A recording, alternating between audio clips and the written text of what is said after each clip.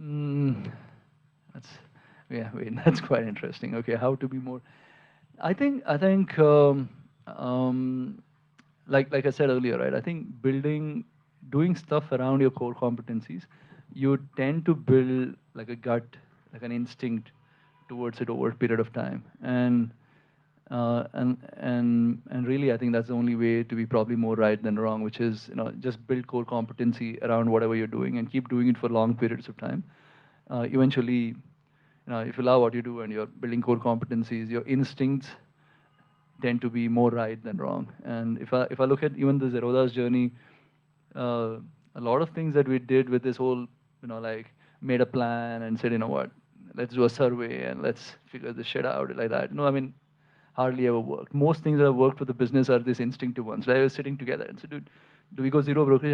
Yeah, let's go. So I mean, so I mean, and I kind of look back in time and I realized that the reason a lot of these things worked was because those instincts were built over like a long period of time, and yeah, so and it takes time. I mean, a lot of people, especially the youngsters today, everyone wants to go from point A to B very quickly.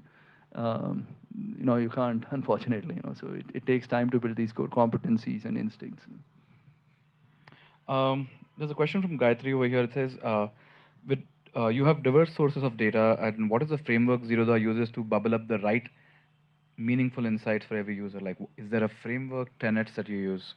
I mean, again, you'd be surprised. We don't have a data team at Zeroda, so we don't look at customer data. I mean, like when I say this, it's just people like but yeah, I was like we for a brief while somewhere in between we thought we're gonna sit and analyze and figure stuff out, but incrementally it was not worth the effort. And in our business, like the question we asked was, would I like if my data was being looked at actively? And we all said no, we will not like it. So we're like, then dude, if you don't like it, then how can you do it to your customers? So yeah, so we never really pursued on having a data team. And we've done okay. I mean, see, the thing is, businesses can be built different ways, right? As in, one of the reasons I talk about this is because just to say that it can also be built this way, which is you don't have to like sit down and analyze every data, find a trigger point. Like today, like I think we spoke about this last, right? As in last year, we've sent 11 push notifications on a mobile app, right? And every one of that we have debated. We said, do we really have to send this notification, right? Because like I said, I think the building business is about building moats. It's about doing stuff which is hard for others to do, and it's very hard for my competition today not to be sending push notifications, right? And so it's very easy for us to be like be able to stand out, just to take this position that I won't send you a push notification, I won't send you an email, I won't spam call you, I won't spam SMS you. It just helps us stand out as a business, and it's actually a very easy way of standing out the business versus trying to go spend like hundreds of crores of rupees. So If you have to, I have a question from Dheeraj, but I'm going to modify it a little bit to kind of cover a wider range. If you have to give two, 3 or 4 points to fintechs on how to create trust, what would you tell them to do? So, see, the thing is, it's while I might say it, it might be very hard for someone to follow it, especially because once you have taken on this obligation of someone else's money, there is a pressure to grow at a certain speed, right? And it's very hard to do some of the things that I might say, right? As in, just it's just because you have an obligation to your investor first to be able to grow quickly because that's why he's given you the money. So like I said, the easiest way to build trust is to continuously keep doing what is right for the customer, right? I mean, say what is right. I mean, like a lot of people say, but then you have to walk the talk types, in the sense. Um, like I said earlier, even at derivatives, for example, at Zeroda, right? If you're onboarding onto derivatives, we actively say, dude, it's high risk product. Are you sure you want to do this, etc. Right? I mean, even for example, it was very tempting. I mean, if I was bothered about revenue and profits, it was very tempting for us to do margin funding. Margin funding is essentially a guy is trying to buy 100 rupees worth of stocks I'm telling him to buy 200 rupees, I'll lend you for 100 rupees. It's a no-brainer. I think we would add 1,000 crores of revenue overnight if I did this. But we haven't done it because I know it's not the right product. Because most people who come to the market shouldn't be borrowing money to trade stocks, right? And we shouldn't be the enabler to be, for these people to do this. So yeah, so I mean, I think it's just being able to do these kind of decisions and keep doing it continuously over a period of time. Like I think the last 5 6 years, right, has kind of given an illusion that you can build a business in 4 5 years. I mean, there's a question I ask almost every scientist that I meet who's working, on carbon, etc. Saying, is there a way to grow a forest really quickly?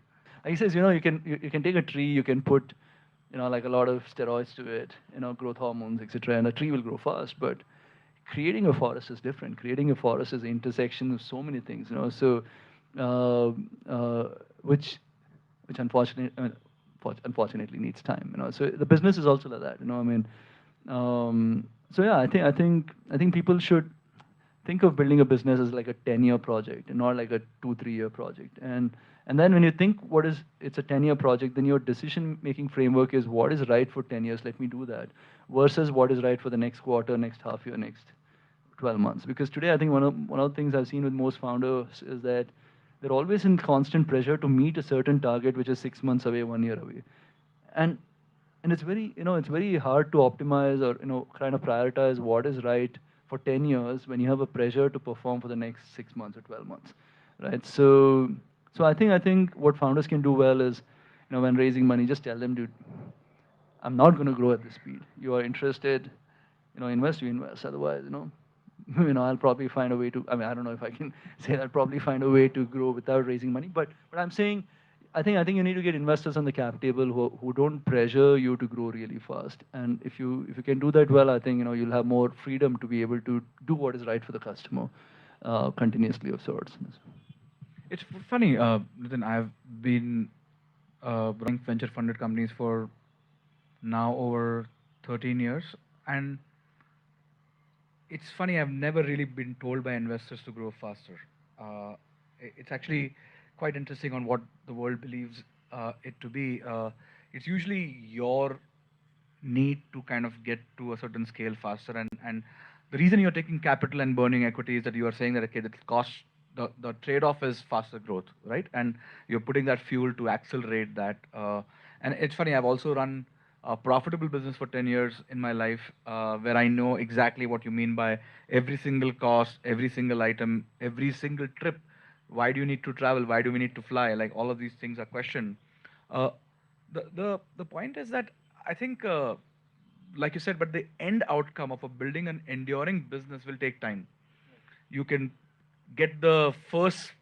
It's like a marathon where you can run the first 5 kilometers fast or slow, but it will still require the same. I mean, ultimately the big business will still look the same. There is no fast acceleration really that can take there.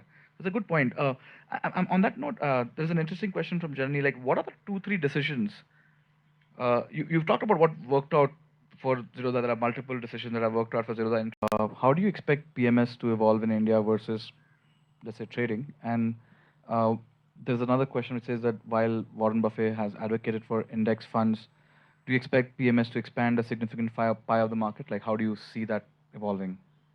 Yeah, I mean, PMS is in, for those who don't know, it's portfolio management services. I mean, the thing in India is that to be able to use a PMS or a portfolio management service, you need to have at least 50 lakh rupees, right? So, because there is a threshold. So, which means that you are taking away 99.9% of the Indians. So, so I mean, even if PMS were to grow, it'll probably grow in just that 0.1%. Wow, more than 50 lakh rupees to allocate to equities. So I don't think PMS in itself can really help the market grow. I mean, the top 1% of India, anyways, is at risk. I mean, they're already, if you have money, I think already there are enough people taking care of your money, right, from your bank manager to everyone else. So I think longer term, I mean, the second bit of the question, which is, I think the problem in India with mutual funds is that, there is no passive only mutual fund. And this is something that we are attempting as well, right? So we're going to be, we're waiting on our SEBI licenses. Hopefully it comes through. If it does, I think we'll be the first, like a passive only AMC in this country.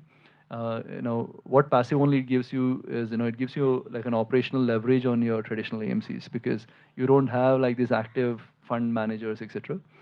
So you can really, charge very little. And uh, and what has happened, I think, over the last 10, 15 years is the information asymmetry of sorts has kind of kind of gone away, right? As in, so that's one of the reason why index performs as well as active managers, or a lot of times beat them fund managers. So I think there is an opportunity to be a passive only uh, AMC in this country, and kind of help expand the markets by simplifying the product itself. Because today the problem is, you go land on an AMC website, or like